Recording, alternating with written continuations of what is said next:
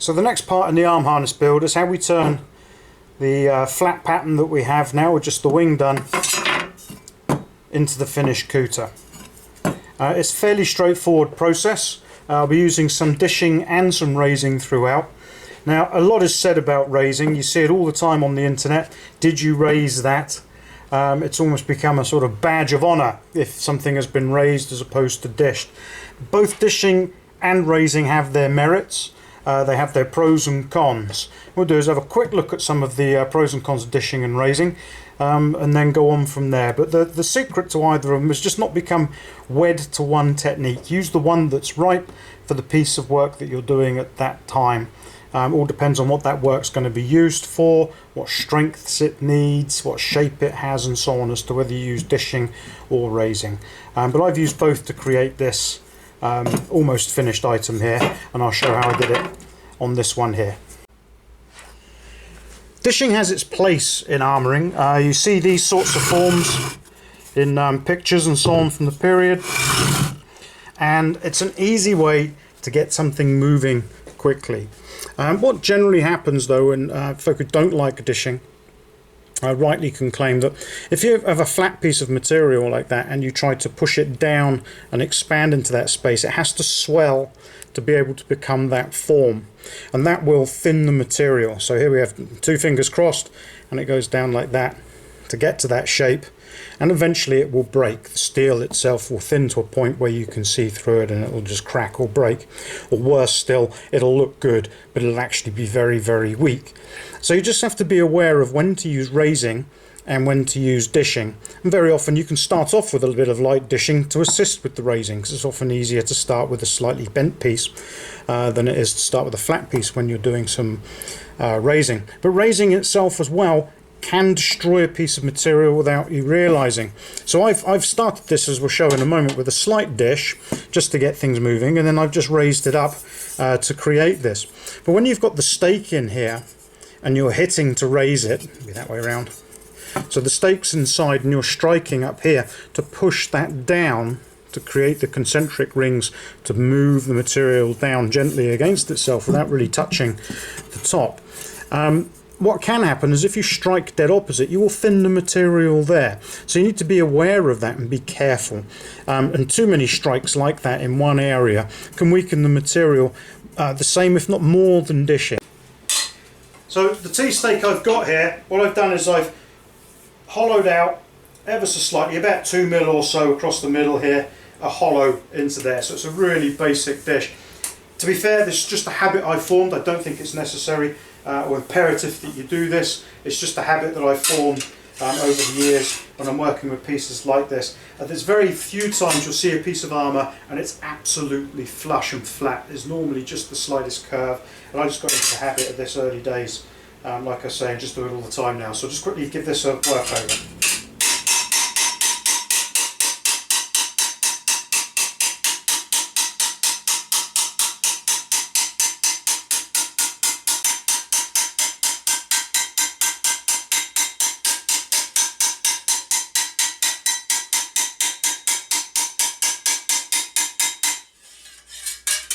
So there we go, nothing too hard. You can see there's ever such a slight curve on that now. Works beautifully for lames, but I like to use it on pretty much everything I do, even though I'm going to deform this quite heavily later, or in a moment. I just like to do it. Just starts to get my mind in the game, and I move on from there.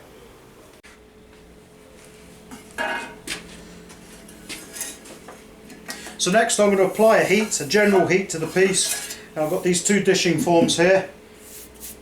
I'll start it off in there, then move it down onto that, and then we'll go back across that way to the raising stake I've got over here, the stake I use for raising, and we'll finish the piece off.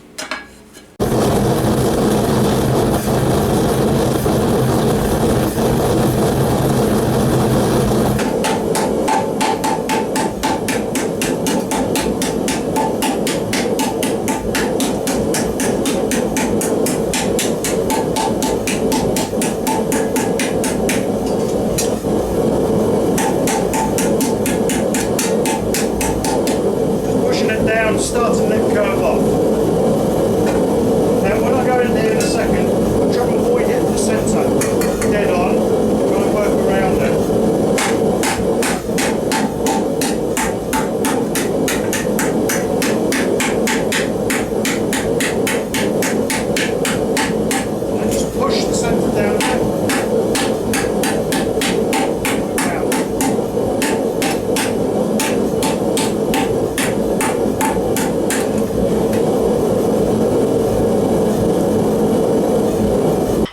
So a quick word about the hammers. Quick word about the hammers used for raising.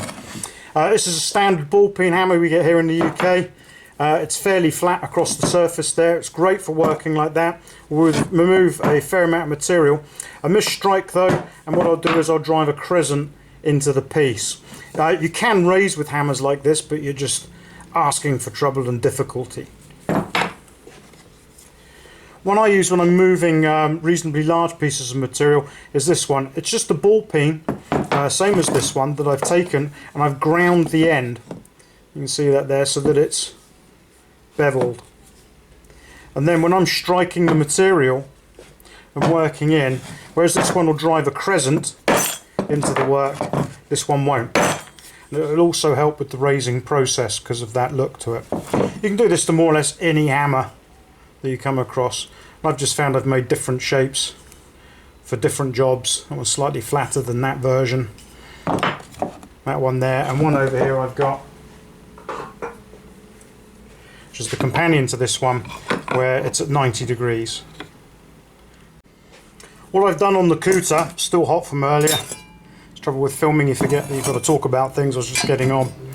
So what I've done with the couter is I've chalked on this bullseye. At this stage it doesn't help too much apart from finding the centre point for me here, and then when I go round in the passes I can see where I am and which vague line I'm following. On about the second or third pass on a couter, where you're more or less done, these, I find them, they become quite important to me, so I can see where I am and which pieces I'm pushing down, which I'm going to bend round, which I'm raising, and so on. So I find something like this helps. I'd get in the habit of doing this and then seeing whether or not you get any value from it once you've had a few goes at doing it. I think if you go in blind you can end up on a bit of a fool's errand. So for the first pass then, just going to water it up, strike it.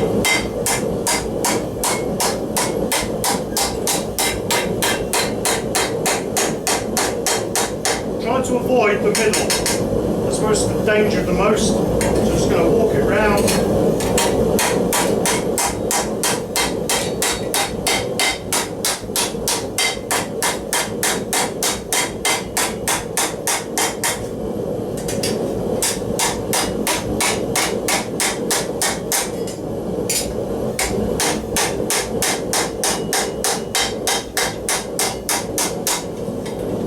Frustrating thing with raising is, you can often feel it's going worse. You can see it's got flatter. We've started to pull out that central piece there with that circle. And what we're going to do now is get it back in the fire and do another circle just next to it.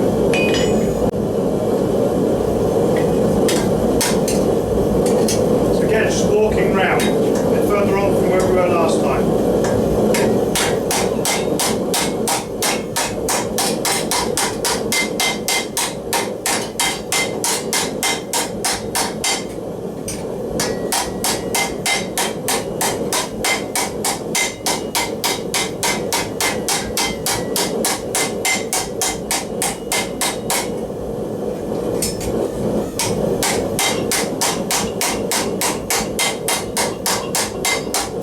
These two peaks here are the hardest part. It'll twist the metal all over the place. Just stay on top of it and trust that you're using the technique right and it's going to work in the end.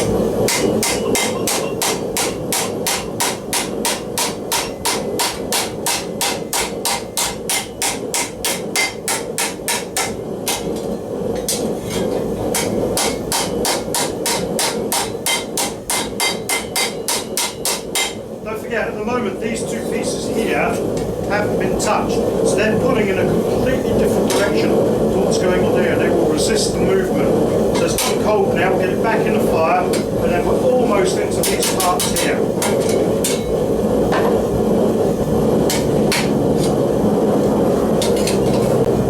So again, walk around again.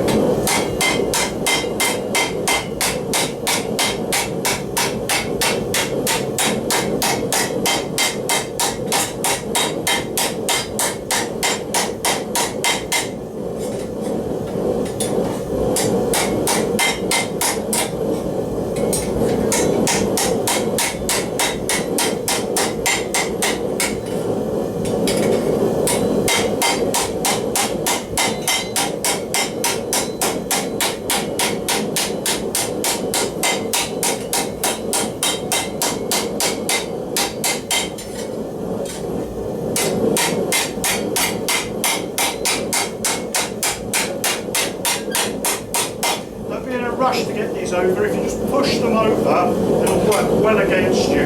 They'll go when they're ready. Walk your way up to it, past it.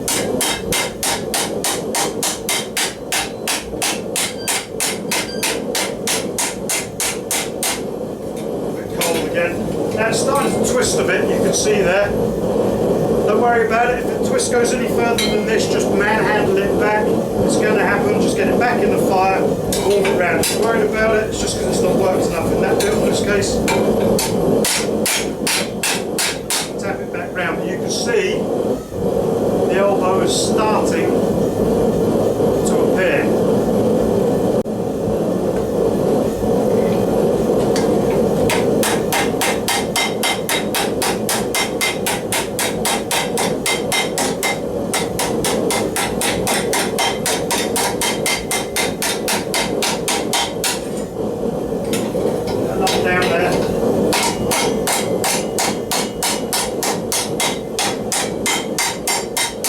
Push one bit down, it will push other bits up. Just stay on top of it all, keep an eye on the hole. Get rid of these creases before they do anything nasty. Work it around.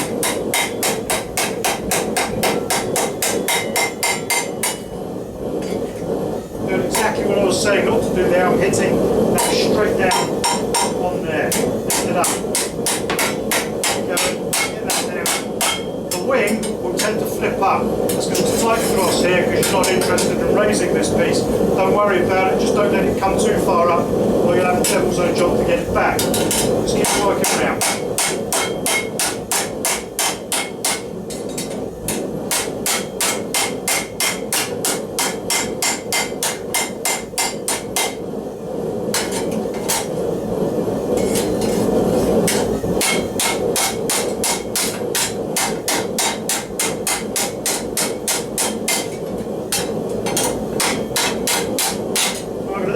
Down, see where I'm at, just something I like to do. I don't think it's necessary to worry too much. Just going to let it cool down, reapply my lines and see where I'm at. So I've quenched this just to get us moving a bit quicker. It's not something I tend to like to do if I can avoid it. I mean, how would you feel? You're nice and warm and then you get thrown in a load of cold water. It can have all sorts of effects to the metal, but it's mild steel, so it tends to be fairly forgiving in those instances. But even so, I tend to like to let things cool down. So what I'm doing is I just want to find my centre spot again where I've got these two cross lines that I did. It's about there.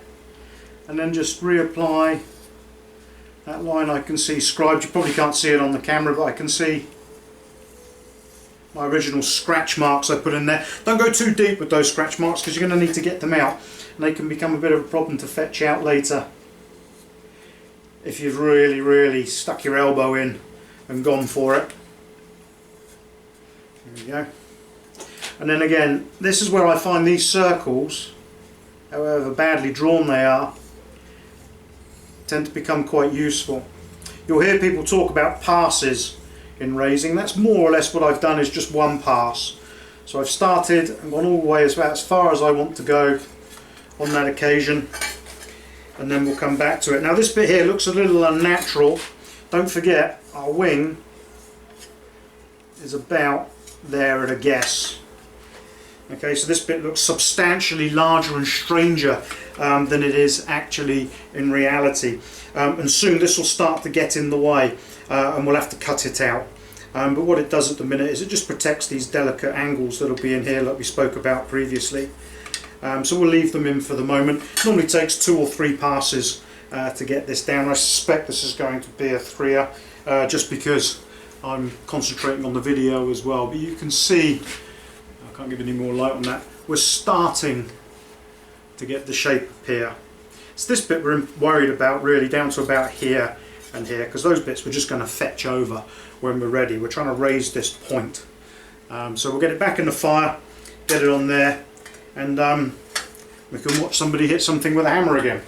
So again, we've got this a bit deeper here, so we'll just start in the middle, work our way around.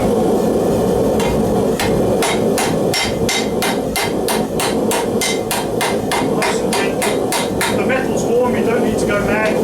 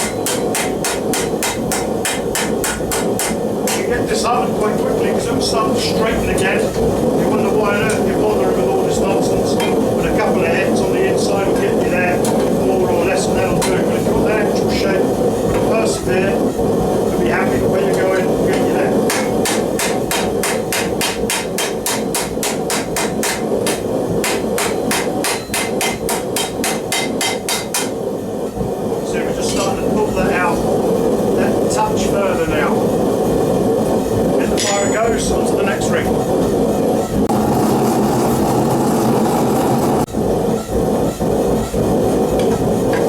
if you need to move position, just hold it with the hammer.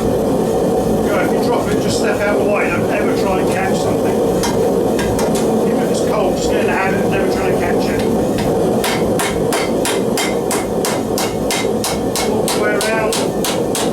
Don't hit too hard here, because I don't want it to go like that. Right, so just walk it around. We can correct any small problems later.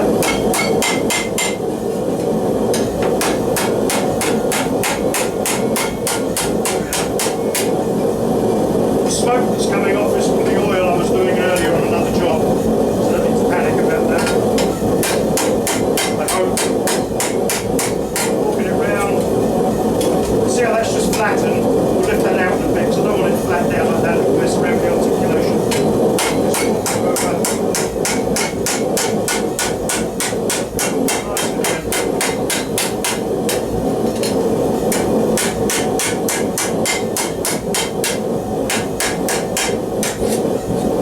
We're lucky this is only 16 gauge.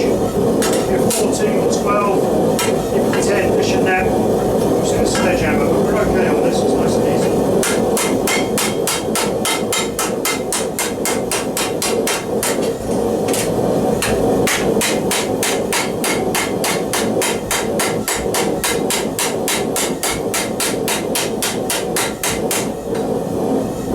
Okay, you see it's starting to appear now. So hit the fire again, and around again.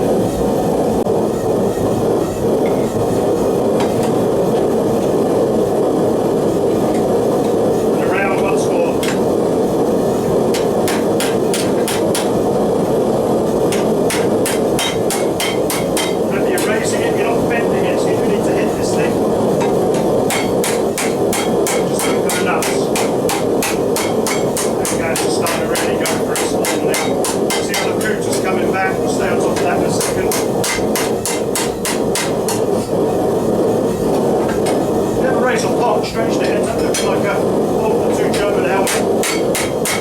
As the edges flip up.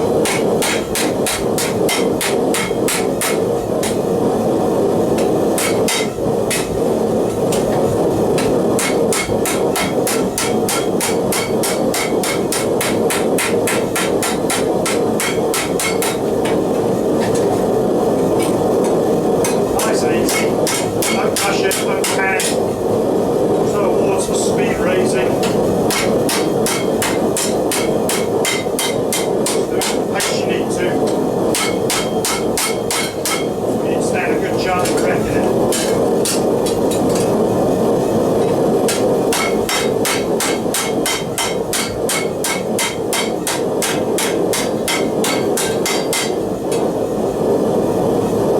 Check where we're at, get in there now.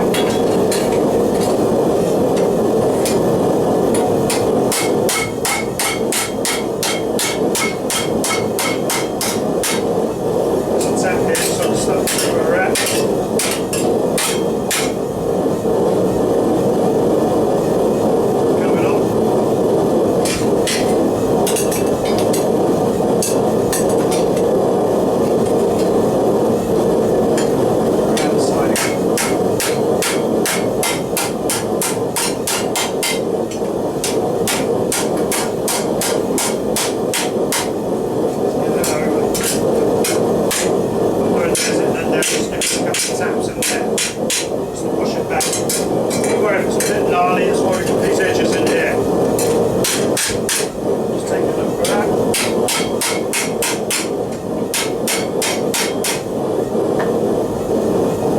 Let's just get control of these, I don't want those creasing.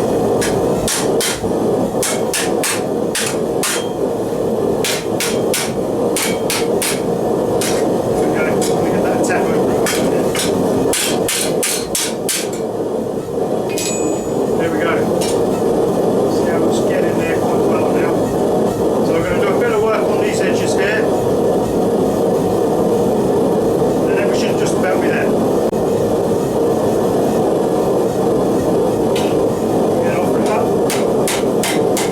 Now, I'll bring these edges over now so the Scotch raising it was forming.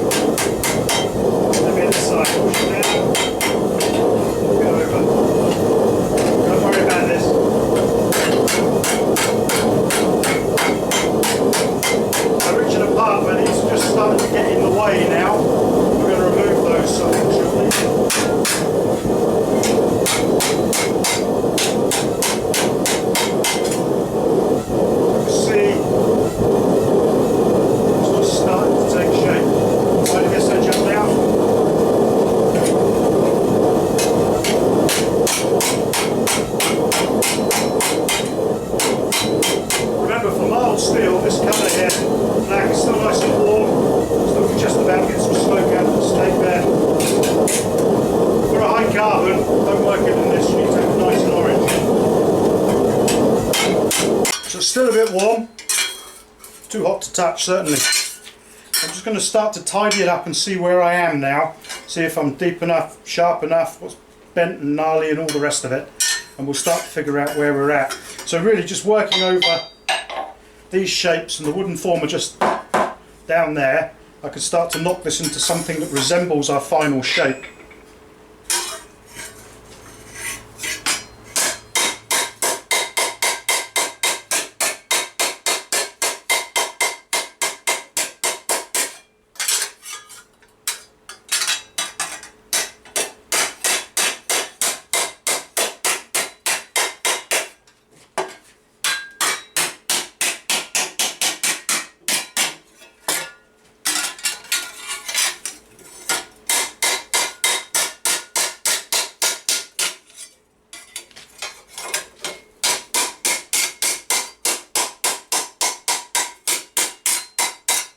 So I'm not interested in planishing at the moment. I'm just trying to see, get that in the light somewhere, what sort of shape I'm at. And this edge here is starting to come up nice. This one I think is probably going to require a bit of work. It's difficult to tell till we get this bit here sorted. Very often I work in the inside a bit and just tapping that down. Just working through the centre here, not the edges. I'm not planishing yet, I'm not smoothing it out, I'm just checking form.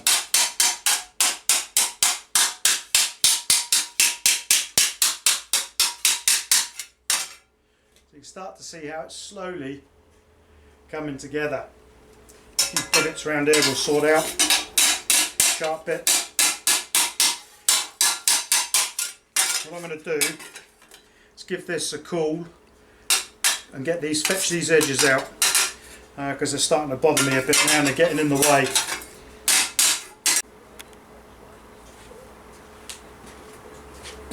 We've got our pattern that we started with here, and there's our wing. I can't see any of the lines I drew before, I don't trust them. So I get this married up.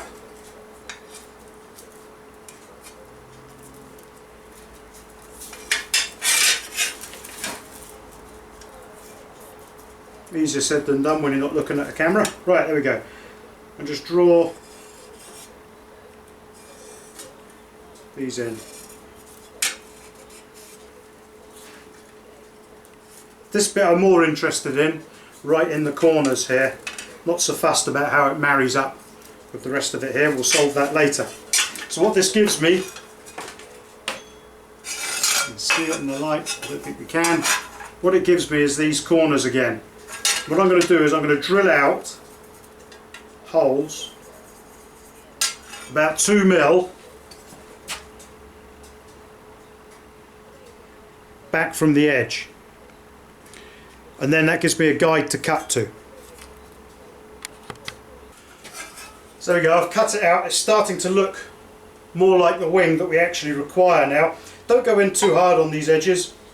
I'm going to file all that out later. Better to protect them than to ruin them. What we're going to do is just touch those edges down and start to work marrying these two pieces up. Just tap them down.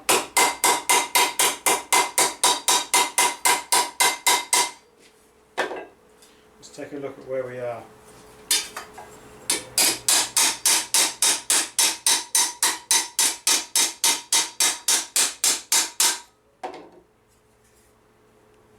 And I've got a flat piece in here where it's just gone pushed a bit too far. That's what I often like to do. Let's get this one out. It's quite rounded here, but it's still flat enough. Just work it on the wooden surface. I know you can't see this, but just bear with me a sec.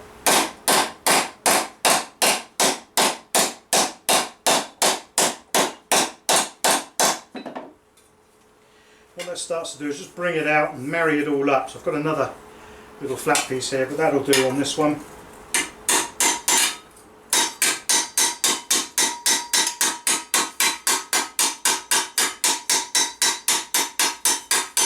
and gentle.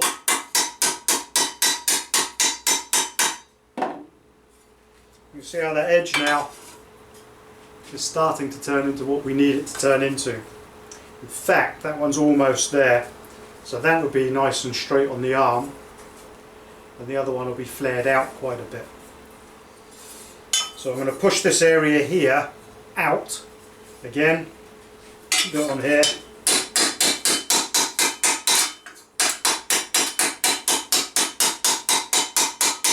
don't forget this isn't flat, ever so slightly concave.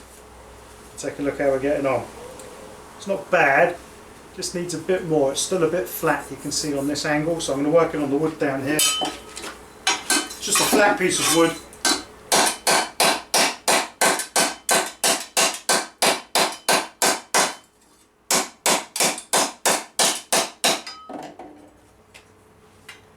It's starting to lift out. Still a little flatter there than I'd like actually. So I'm going to upgrade over onto the stake over there.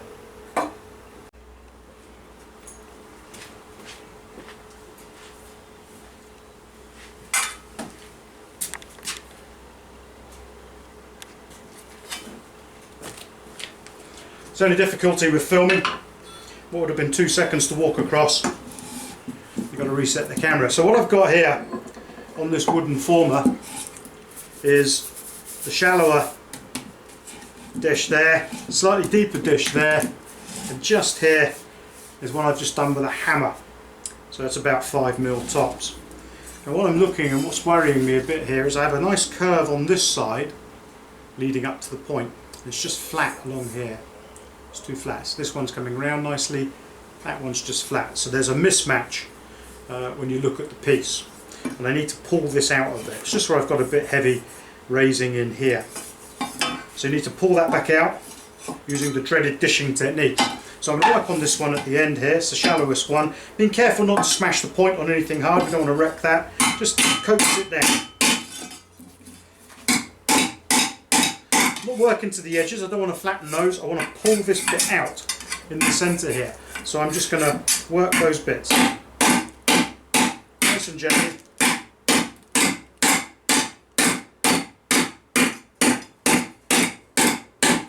Take a look where we're at.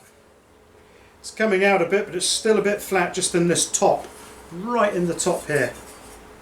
Struggling to get in there with that larger hammer, so we'll get one of the smaller ones.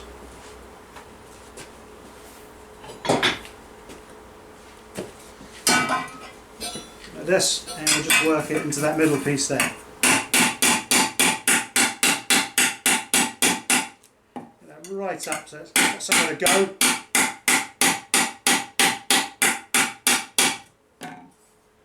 Yeah, it's starting to come out now. Still struggling to get right in up here. Difficult to see on there. 1 second. What's bothering me? So I've got a nice curve on this side, and you can just see there, it's just a bit flat here. It'll work as a piece of armour just about, but I need that bit out. About 2mm. I'm just struggling to get in there with the hammers. So what I'm going to do is use a ball peen. That's quite a large ball peen in comparison to the piece, but it should work. Just go gently.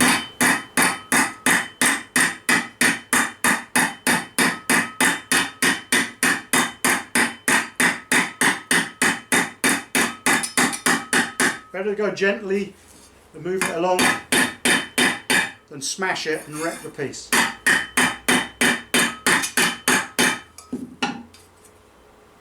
There we go, it's starting to come out now.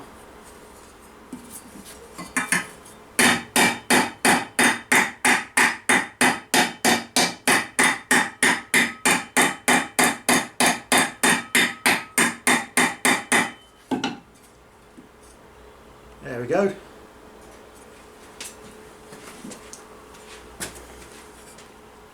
You can see there what I've been talking about. Just got it out and we fetched it out now. So what I'm going to do is work on these edges now and get those nice and uniform and bring that round a bit. You can see it's still a bit flared if that's true, up the middle of the apron there. You can see how this is going out at an angle where I need it about there. So we'll just do that on one of the stakes over there. So what I have here is this stake.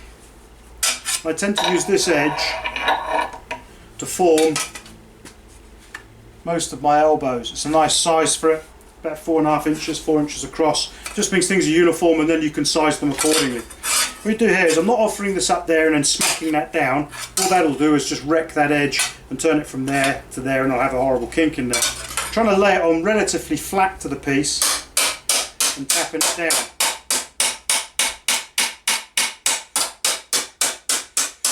The way I tend to think of this as I work it is in 2 halves. So I have my line there, and what I try not to do is work over that line until really towards the end. I tend to think that there's work up to there and work up to there, and that helps preserve the shape that you require at the top there. So just walking my way over.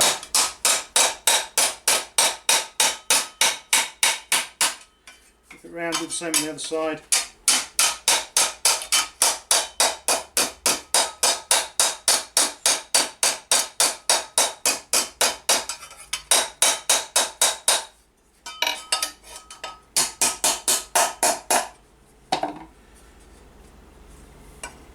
There we go, just about got that size done. It's still a bit hollow in here.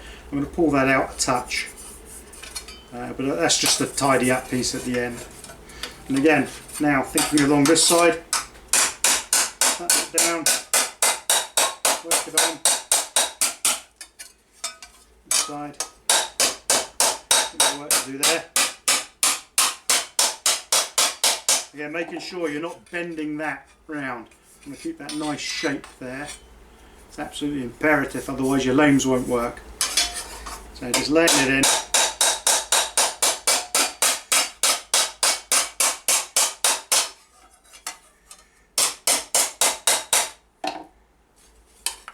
There we go. A bit of skullduggery, just get that over. Nice and gently.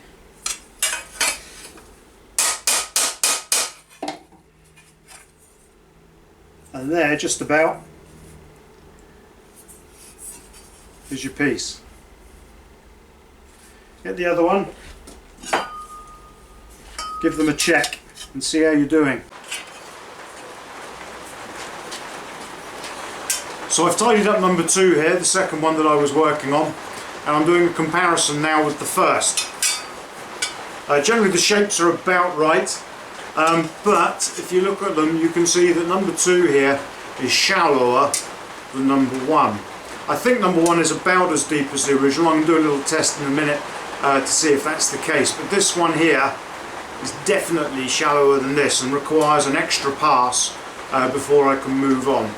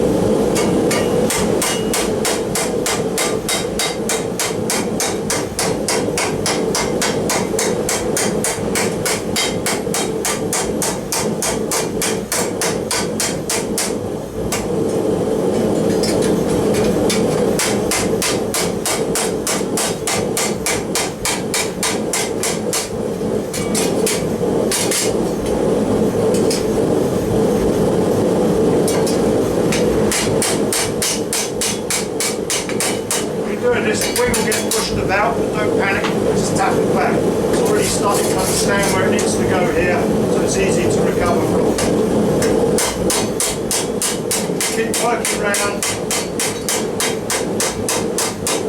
Almost there.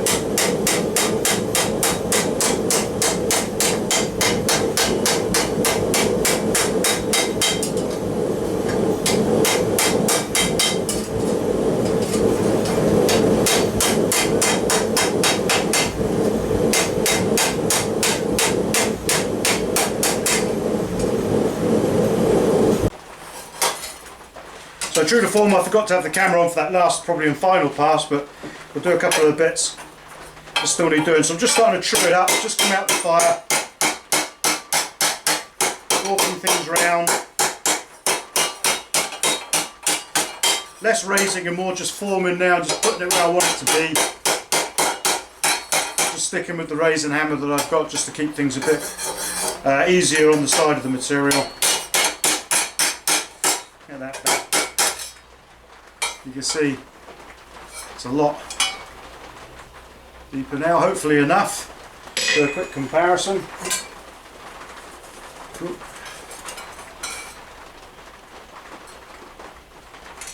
Yeah, I'd say pretty similar there. We'll have a look when I tidy it up in just a second. Like I said before, if this was carbon steel, you wouldn't want to be moving it quite like I am now at this temperature. Still hot enough to burn. You get a little bit of smoke out of the wood, but not hot enough to work if it's a carbon steel, realistically. Remember, if you drop something off of here, don't try and catch it, just step back and let it fall to the ground. It takes a bit of time to learn to do that. Always the reaction is to try and catch everything you drop. Just let it fall. Right. Hopefully that's enough. What I'll do is tidy this up. Just on these tools here. And then I'll take a look again at where we're at. So here we are. I've trued it up as best as I want to at the minute. And I've got just about the same shape, more or less, as the other one here. About as deep as each other, there's about 1/8 of an inch difference. I'll sort that out off camera. It's just a case of faffing about with it and tapping it around, get the two looking identical. But at this stage in the game, they're both close enough. Now what I've done on this one is I've started to dress off and put the point in. Now, the one that we're looking at, the Cherbourg one here, the point isn't that sharp. You get some of them later and they're almost like bullet tips. The one that we're looking at by memory is relatively shallow in comparison to those, but certainly deep enough to be able to allow movement. So what I'm going to do is look at a way now, or a couple of ways, of putting a sharper tip in here. I mean, that's certainly a functional piece of armour at the moment. I want to tidy up around here, but the aesthetic of the tip, that sort of 14th century arch that you see in all their architecture, at the minute just isn't there. So I'm going to take a quick look at a couple of ways you can put a tip into there if you don't have a form of the same shape that you can gently pack the piece down onto. One way you can get a tip to appear inside of there is to go over a void that will hold that, place that inside the work and then strike the top with, say, a ball peen or something and just push it down, essentially dishing it from the inside. That will stretch the tip.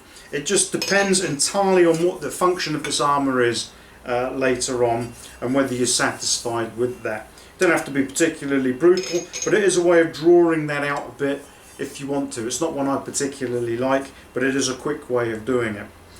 So on the anvil here, the anvil horn or bick, whatever you want to call it, and what you can do is you can lay the piece on. It's important that you don't strike straight in like that. If you go doing that, you will drive this through. If you've got an anvil and you've ever walked onto the end of one of these, you'll know how exceptionally sharp and damaging that they are. So what you've got to do is lay your piece on and walk around the sides of the piece and build that up.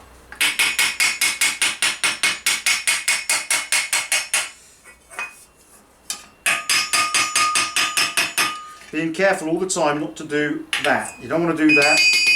You're doing this.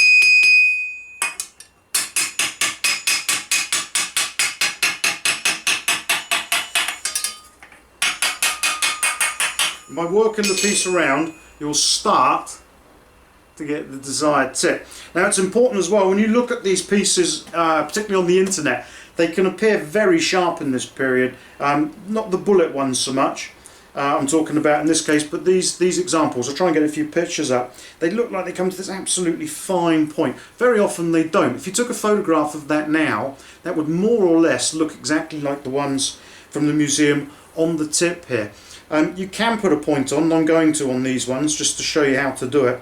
But yeah, there's no need to get carried away. There's plenty of examples where that would certainly pass muster from the period that we're looking at. But I want to get a bit more of a tip on there, and I'm going to move over to a stake over here, and I'll show you how I achieve them anyway. I've seen people make stakes out of quite thick material, just grind them to a gentler point than the one they need and work that way. I've just never got round to do it. It's actually a faster way of doing it than the way I do it. I've just never got round to making the tool. So I've got two stakes here that I've been using throughout. I've got this T stake here, and I've no idea what this one's called, and it's so embedded into the workbench now, the horse there, I can't get that out. Whereas this one's a lot looser because I'll swap it around. So all these T-bar stakes are, as it says in the description, it's just basically a T-bar, and you tend to have a narrower one and a thicker one. Great for making elbows and knees and bits on. So what I do now is I take the narrower one, and it comes to a flat end here, which has been rounded off nicely. I've taken that back. What I'm looking to do is work on the corner. And just lay the piece on, and almost the same as I was on the anvil just there. It's just gently work it round. Again, being careful not to strike on the end. I'm laying the top here of the couter along the edge there so it's flat. I could planish on there if I wanted to, almost. And I'm just walking it round. All the time walking it back, so otherwise you'll end up with this weird shape at the end. Think of the whole form overall.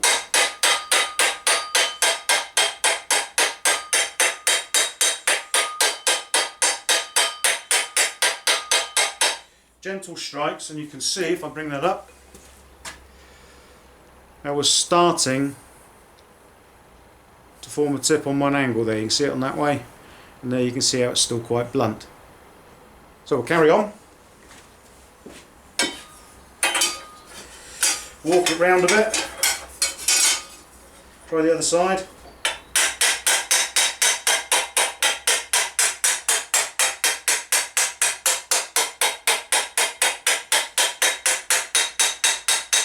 Sometimes bits like the wing and the turnail will start to get in the way, so you have to walk yourself around the work.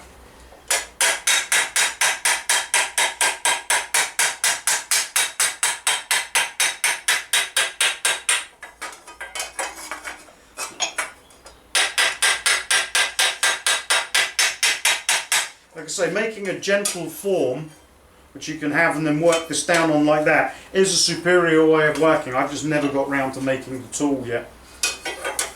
I sort of learned how to do this bit on this and stuck with it, but the other way is faster.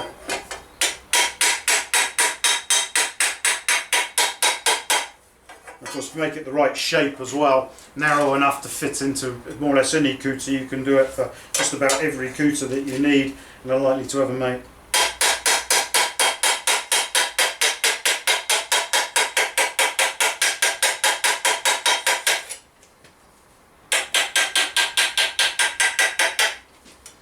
So as you get closer to the end, gentler taps.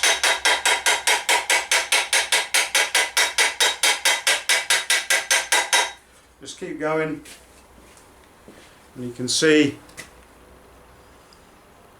and we're almost there now. Just need to tidy that up, and we're done. So here's the first one that was completed when we started the video, and here's the one that we've been working on throughout the video. They're relatively similar enough at this stage, to be able to move on. They both need planishing and sorting out, getting these curves and things done, but all that is more of the same of what we've already seen. So it'd be a waste of everybody's time really just to sit here watching me do that. So I'm happy with those, and I'll take a quick look at the test I mentioned to see whether or not I think they're deep enough compared to the original. A way of checking depth if you're not satisfied with your eye is take a right angle and offer it up so that the point of the couter and the corner of the right angle are more or less above each other, and just get a feel for that side there. Then take the picture that you're working from the museum piece and do the same to the picture with a right angle and see if they're about the same. If you don't trust your eye in that, go to get a photocopied image, blow it up so it's full size and try again just to see if it is. There were much deeper points than this, but the one I'm copying, I think that's a reasonable facsimile of, but because I don't have my pictures with me, I can't say for certain. So what I'll do is I'll do that later, perhaps do a little video on how to check the depth, because one of the big accusations that always comes across on anything is that should be a bit deeper, and indeed often it is the case because they're quite shallow because folk are just starting, but that should get us through what we need. But to be satisfied, I'll do the check when I've got the bits and pieces done, film that, and we'll drop that up in another film just to show how that works. But we're done now with the two couters, more or less, barring the little tidy up I want to do, and next time we'll take a look at how I start to attach the lames and get things working. So in addition to the anvils and stakes that I've shown in the past, realistically the two tools you could have done this project with is this one, just a flat ball peen, and this one where I've put the curved edge in to help with raising. But to make life simpler, that's really all these other tools do. I used a smaller ball peen, my scutcheon hammer that I turned into a raising hammer, that old beast to help with the planishing, and this smaller one to help with some of the smaller parts of the planishing. So you don't need all those tools, go away with them. And there's what I would consider, for myself anyway, the bare minimum I would like for raising a project like this. Thanks for watching.